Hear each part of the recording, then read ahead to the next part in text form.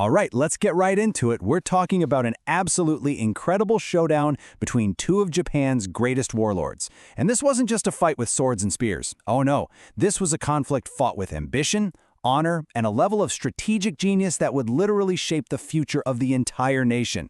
So, picture this. The scene opens on the battlefield, and we're looking at one of history's most legendary samurai, Honda Tadakatsu.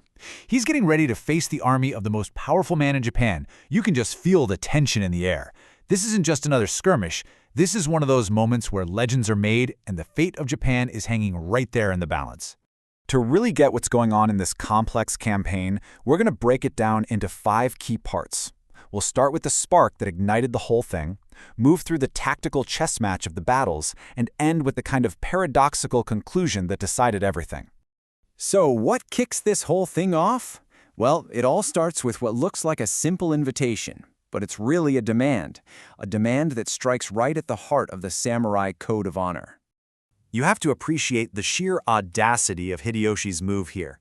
This is a guy who rose from being a literal sandal bearer, and now he's demanding that Oda Nobunaga, the son of his late great master, pledge loyalty to him. It's a total flip of the master-vassal relationship. It's a massive power play disguised as a party invitation, and, a huge insult. Well, Nobukatsu is not having it. There's no way he can accept this humiliation. His reaction is fast and it is brutal. He executes 3 of his own guys who he thinks are secretly working with Hideyoshi. And this act of defiance, it really backs him into a corner. He's forced to call for help from the only other major warlord who hasn't bent the knee, the one and only Tokugawa Ieyasu. And just like that, the whole thing explodes. Once Ieyasu is in, lords all across central Japan have to pick a side. This isn't some personal squabble anymore. It's a full-blown war, with alliances forming and battle lines being drawn all over the country. Okay, so now we get to the first major showdown. This is where Ieyasu, who is an absolute master strategist, has to figure out how to deal with an army that is way bigger than his own. The numbers here are just wild. Hideyoshi shows up with this overwhelming force, outnumbering Ieyasu's camp by more than 2 to 1. I mean, on paper, this should be a walk in the park. A quick and easy victory for Hideyoshi's guys. But Ieyasu has other plans. See, Ieyasu knows that taking this army on in an open field would be total suicide. So what does he do? He pulls off this brilliant masterclass in defensive warfare. He grabs the high ground on Komakiyama Hill, fixes up an old castle, and gets his men to dig in, creating this incredible line of fortifications. He's not just building a wall, he's creating a fortress specifically designed to make Hideyoshi's biggest advantage, his numbers, basically useless. Now, Hideyoshi is no fool. He gets there, takes one look at Ieyasu's defenses, and immediately realizes a direct attack would be an absolute bloodbath. So what happens? A massive stalemate. You've got 2 of the biggest armies in Japanese history just staring at each other across these fortified lines. Neither one is willing to risk a costly attack. The tension must have been incredible. With everything at a standstill, something's got to give.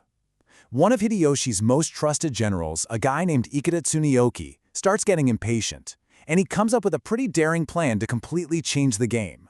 The idea? It's actually pretty simple and pretty smart. If Ieyasu won't come out and fight, let's go after the one thing he absolutely can't afford to lose, his home province of Mikawa. The goal is to lure him out of that fortress, or, at the very least, make him split his forces to send troops home. But this is where the whole plan just goes disastrously wrong almost right away. Some local farmers spot this massive raiding party on the move, and they rush to tell Ieyasu. And here's the brilliant part. Instead of being lured away like they expected, Ieyasu sees an opportunity. He reacts with unbelievable speed, leaves a small crew to hold the line at Kamaki, and races off to set a trap of his own. And the battle that follows, the Battle of Nagakute, is just fast and brutal. It kicks off at dawn when Ieyasu's lead troops catch part of the raiding force completely by surprise while they're eating breakfast. After some fighting back and forth, Ieyasu just seizes the moment. He personally leads a charge, while his other troops swing around for a wide flank, and this 1-2 punch just completely shatters the bigger raiding army. So Ieyasu has just pulled off a stunning tactical victory against a much larger force. But as we're about to see, winning the battle and winning the war, well, those are 2 very different things, and the consequences here are not what you'd expect. The real cost of that failed raid for Hideyoshi was just staggering. He didn't just lose soldiers, he lost some of his most experienced and important generals, including Ikeda Tsuneoki, the guy who came up with the plan in the first place. These guys were the pillars of his army, and they all got cut down in a single afternoon. So what does Ieyasu do after this massive win?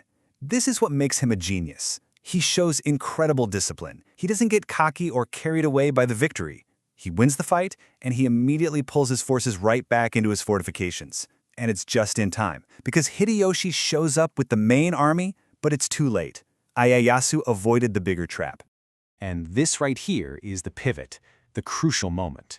Ieyasu, having won the battle, decides to head back to his home province to make sure it's safe. He's thinking tactically. But Hideyoshi, having lost the battle, sees the bigger, strategic picture.